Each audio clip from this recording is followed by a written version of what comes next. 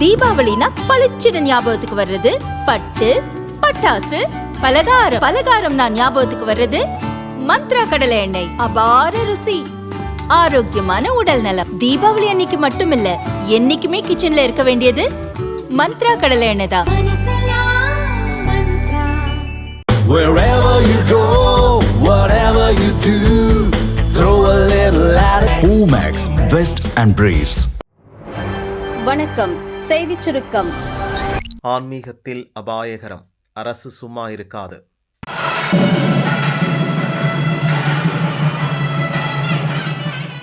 கோவை மாவட்டம் பொள்ளாச்சி அருகே ஆனைமலையில் உள்ள மாசாணியம்மன் கோயிலில் அமைச்சர் சேகர் பாபு குடும்பத்துடன் சாமி கும்பிட்டார்.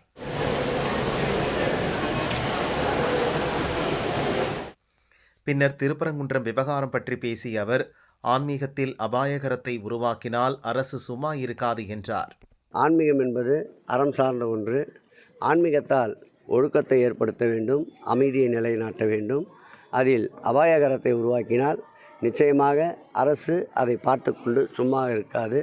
ஆகவே மதுரை மாவட்டத்து மக்கள் ஒற்றுமையை வலியுறுத்தி மத நல்லிணக்கம் பேணியதற்கு மாண்புமிகு முதலமைச்சர் அவர்களே இன்றைக்கு நன்றியை தெரிவித்திருக்கின்றார்கள்.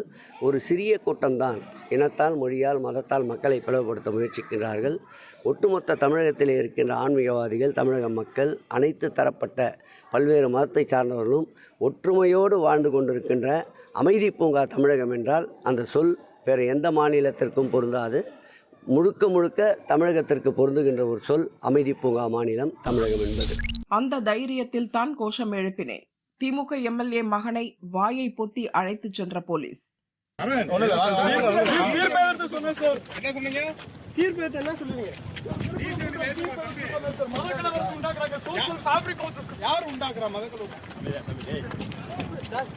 மதுரையில் பல்வேறு நிகழ்ச்சிகளில் பங்கேற்ற முதல்வர் ஸ்டாலின் நேற்று மதியம் சென்னை கிளம்ப மதுரை ஏர்போர்ட் வந்தார். அவரை வரவேற்ற தொண்டர்கள் கோஷங்கள் எழுப்பினர். அப்போது ஒருவர் திருப்பரங்குன்றத்தில் தீபம் ஏற்றுவது தொடர்பான வழக்கில் நீதிபதி தீர்ப்பிற்கு எதிராக கோஷங்களை எழுப்பினார். அவரை போலீசார் வேகமாக அழைத்துச் சென்று ஜீப்பில் ஏற்றினர். நிருபர்கள் என்ன கோஷம் எழுப்பினீர்கள் என கேட்டதற்கு திருப்பரங்குன்றம் விவகாரத்தில் மத கலவரத்தை தூண்டுகின்றனர் என்றார். போலீசார் அந்த நபரின் வாயை மூடி அழைத்துச் சென்றனர்.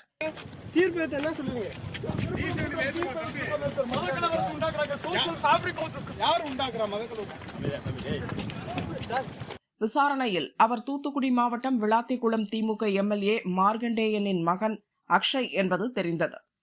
டெல்லி சட்டக்கல்லூரியில் படிக்கிறார். அவரை போலீசார் எச்சரித்து அனுப்பி வைத்தனர். இது தொடர்பாக அக்ஷய் தன் தந்தை மார்கண்டேயனுடன் விளக்கம் அளித்தார். ஒரு சட்டம் பயிலும் மாணவனாக நான் டெல்லியில் பயின்று வந்து கொண்டிருக்கின்றேன். காலையில் நான் பத்திரிகையை பார்த்த பொழுது, பேப்பர்களை பார்த்த பொழுது, அவர்கள் பாசிச கருத்துக்களை, பர்சனல் கருத்துக்களை ஜஸ்டிஸ் அவரது ஜட்மெண்டில் இணைத்து எழுதியதை போல் எனக்கு தென்பட்டது. அவர் ஒரு நிகழ்ச்சியிலும் அதையொட்டி அவர் பேசியிருந்தார். அந்த ஜட்மெண்டில் தான் என்னால் அந்த தீபத்தை ஏற்ற முடியவில்லை. ஆனால் இந்த ஒரு மன்றத்தில், அவர் சென்றிருந்த மன்றத்தில் நான் ஏற்றி விடுவேன் என்று கூறியிருந்தார். அதை கண்டு நான் மிகவும் கவலை அடைந்தேன். அதையொட்டி நேற்று சிஎம் அவர்கள் மிகவும் புரட்சிகரமான ஒரு ஸ்டேட்மெண்டை கொடுத்தார்.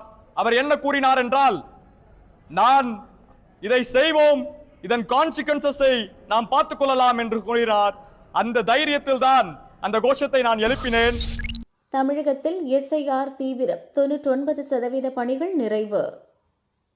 தமிழகத்தில் 2026 ஏப்ரலில் சட்டசபை தேர்தல் நடைபெறவுள்ளது.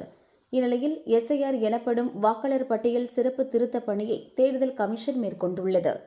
முதற்கட்டமாக வாக்காளர்கள் கணக்கெடுப்பு பணி நடந்து வருகிறது. வரும் 11ஆம் தேதியுடன் இப்பணியை முடிக்க திட்டமிடப்பட்டுள்ளது. தமிழகத்தில் மொத்தம் 6,41,00,000 வாக்காளர்கள் உள்ளனர். இவர்களில் 6,40,00,000 பேருக்கு கணக்கெடுப்பு படிவங்கள் விநியோகம் செய்யப்பட்டுள்ளன. இப்பணிகள் 99.8% அளவுக்கு முடிந்துள்ளன. பூர்த்தி செய்யப்பட்ட 3,34,00,000 படிவங்கள் திரும்ப பெறப்பட்டு ஆன்லைனில் பதிவேற்றம் செய்யப்பட்டுள்ளன. இப்பணிகள் 99% நிறைவடைந்துள்ளன.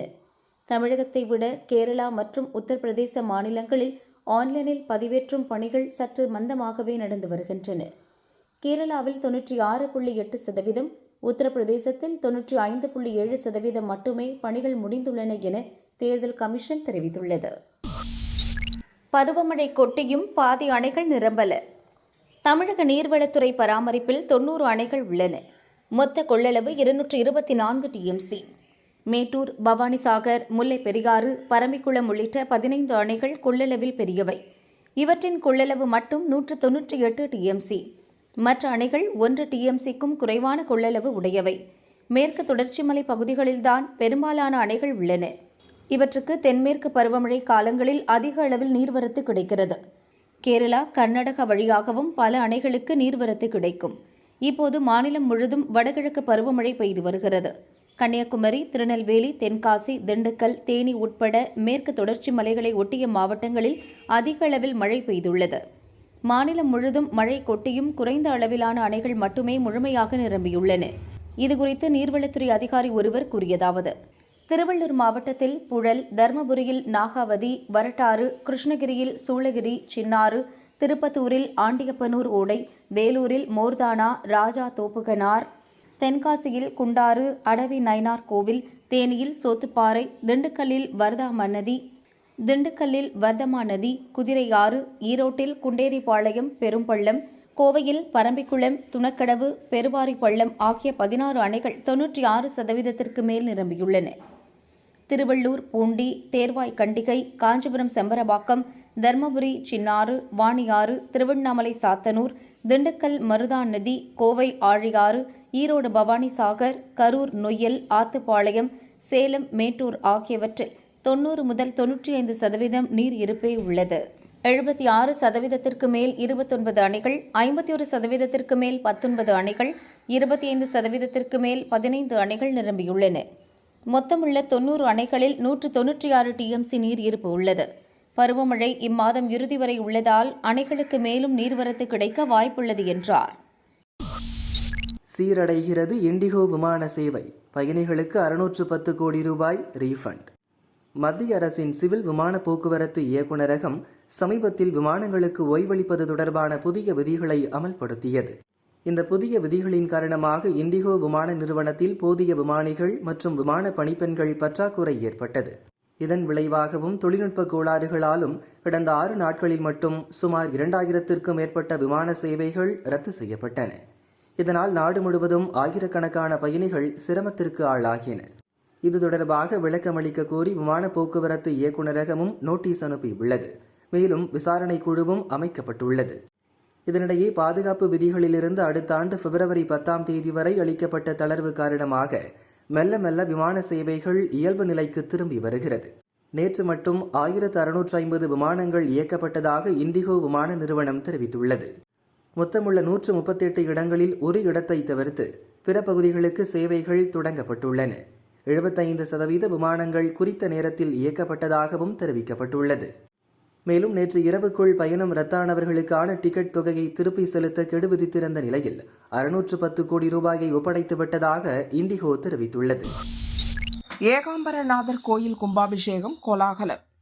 3500 ஆண்டுகள் பழமையானதும் பஞ்சபூத தலங்களில் நிலத்திற்கு உரியதுமாக போற்றப்படுகிறது காஞ்சிபுரம் ஏலவார்குழலி சமேத ஏகாம்பரநாதர் கோயில். இந்த கோயிலில் 29 கோடி ரூபாய் செலவில் பழமை மாறாமல் திருப்பணிகள் மேற்கொள்ளப்பட்டது. தற்போது இந்த பணிகள் முடிவடைந்து 17 ஆண்டுகளுக்கு பிறகு கும்பாபிஷேக விழா இன்று நடந்தது. அதிகாலை 5:45 மணிக்கு ராஜகோபுரம் மற்றும் சன்னதி கோபுரங்களுக்கு புனித நீர் தெளித்து கும்பாபிஷேகம் நடைபெற்றது. காலை 6:30 மணிக்கு மூலவர் மற்றும் பரிவார தெய்வங்களுக்கு கும்பாபிஷேகம் நடைபெற்றது. நண்பகல் 12 மணிக்கு மகா அபிஷேகமும் நடைபெறுகிறது. இதனைத் தொடர்ந்து மாலை 6 மணிக்கு திருக்கல்யாணம், பஞ்சமூர்த்திகள் வீதி உலாவும் நடைபெறுகிறது. தமிழகம் முழுவதும் இருந்து வந்த 40க்கும் மேற்பட்ட ஓதுவார்கள் பக்க இசைக்கருவிகளுடன் திருமுறை பாராயணம் பாடினர். கோயில் முழுவதும் வண்ண மலர்களால் அலங்கரிக்கப்பட்டுள்ளது. ரிஷி கோபுரத்தின் நுழைவு வாயில் பகுதியில் காஞ்சிபுரம் ஏலவார்குழலி சமேத ஏகாம்பரநாதர் என வண்ண மலர்களால் எழுத்துகள் கோர்க்கப்பட்டு வைக்கப்பட்டிருந்தது. கும்பாபிஷேகத்தில் திரளான பக்தர்கள் கலந்து கொண்டனர். 1000த்திற்கும் மேற்பட்ட போலீசார் பாதுகாப்பு பணியில் ஈடுபட்டுள்ளனர். மயிலாடுதுறை மாவட்டம் சீர்காழி அருகே திருவன்காட்டில் சுவேதாரண்யேஸ்வரர் கோவில் உள்ளது. இது நவகிரகங்களில் புதன் பகவான் ஸ்தலமாக விளங்குகிறது. இந்த கோவிலில் சிவபெருமானின் அம்சமான அகோரமூர்த்தி தனி சன்னதியில் அருள்பாலிக்கிறார். அகோரமூர்த்திக்கு ஞாயிறுதோறும் சிறப்பு அபிஷேகம் நடக்கும். கார்த்திகை மாதம் 3வது ஞாயிறு அன்று நடக்கும் அபிஷேகம் சிறப்பு வாய்ந்தது. இதில் பக்தர்களுடன் சேர்ந்து முதல்வர் ஸ்டாலின் மனைவி துர்கா பால்குடம் எடுத்து வழிபடுவது வழக்கம். அதன்படி இன்றைய தினத்தில் கோவிலுக்கு வந்த துர்கா சந்திர தீர்த்தத்திலிருந்து பக்தர்களுடன் பால்குடம் எடுத்து வந்தார். கோவிலை வலம் வந்து அகோரமூர்த்திக்கு அபிஷேகம் செய்து வழிபாடு நடத்தினார்.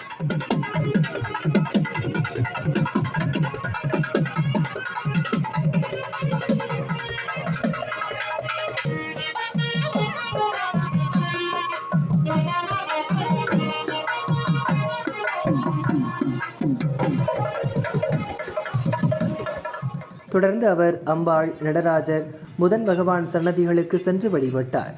இந்த நிகழ்வில் அறநிலையத்துறை அதிகாரிகளும் திமுக பிரமுகர்களும் கலந்து கொண்டனர்.